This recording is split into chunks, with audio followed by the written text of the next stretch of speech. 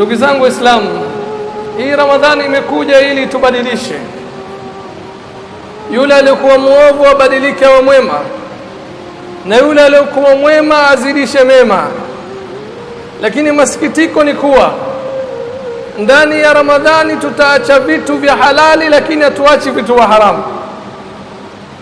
Ule wali ambao kwamba ilikuwa ukila kabla ya Ramadhani, ndani ya Ramadhani ni haramu kwa muda fulani, na muda huo ukimalizika itakuwa ni halali kama kawaida, na baada ya Ramadhani itakuwa ni halali vile vile.